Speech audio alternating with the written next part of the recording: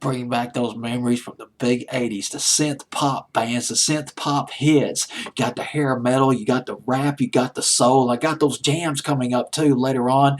Got the mainstream hits, the Bruce Hornsby's and all that, and you got that synth pop. You had the Pet Shop Boys, New Order, Erasure, and Orchestral Maneuvers in the Dark. Forever Live or Die at number 23 on my fancy playlist. A Lost 45, Orchestral Maneuvers in the Dark.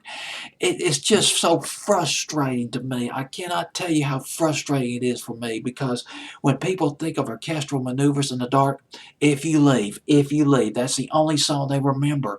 But they had other hit records. They had So in Love in the fall of 1985. It just wasn't as big as the runner-up If You Leave that came after that. There was Dreaming in 1988.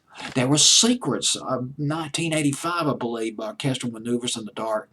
Uh, I worked at a campus radio, well, I won't call it work. I volunteered at a campus radio station at the University of Alabama back in the early 80s. I worked, I did midnight to 6, about 3 nights a week. Oh, that was fun. I loved it. Did it for one semester. One night, one night, I played 20 minutes worth of Orchestral Maneuvers in the Darks music. 20 minutes worth. This was before they got big in America. This was back when they were considered a new wave band. A high tech new wave band. Just fresh, cutting edge when they were having hits in England but not here in America. Then So in Love was their American breakthrough in the fall of 85. People don't remember that. Just be my guest. Ask anybody who grew up in the 80s. Remember the song So in Love by Orchestral Maneuvers in the Dark? No, I don't remember that song. What are you talking about? Remember If You Leave? Yeah, I remember that, man. I went on my first date when they played that song on the radio. Remember Dreaming? No, what the hell are you talking about, man? Remember Forever Live or Die? Man, I tell you what, you must be smoking something because I never heard these records before. Now I'm being cynical. Soapboxing again. Well, thanks for tolerating it. All right, Forever Live or Die by Orchestral Maneuvers in the Dark did well overseas, top 10 in Germany and Switzerland, went top 10 in Canada, went to number 11 in England. Number 19 here in the States, produced by Stephen Hague. Stephen Hague won the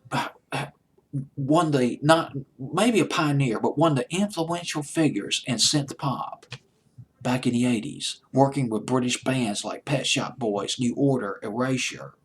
But he's from America, born in Maine. Some of the songs that he produced, and here's another thing about, well, let me get to the songs that he produced first. He produced West End Girls by the Pet Shop Boys, a song that blew up spring of '86 right here in America. He just blew up. It was just a hit, literally overnight when it came out over here. And then he also produced True Faith by New Order, fall of '87, great dance record by New Order. Also produced Regret by New Order, that was in the spring of '93, and Little Respect by Erasure, a dance pop act from England. That was in 1989, Respect. And Pet Shop Boys, now here's, okay, Stephen Hague, well, the lead singer on this record by Orchestral Maneuvers in the Dark, Forever Live or Die. The guy who's singing lead on this is the keyboard player, Paul Humphreys. Stephen Hague surrounded Paul Humphreys' voice with chorus effects. He did the same thing with Neil Tennant of the Pet Shop Boys.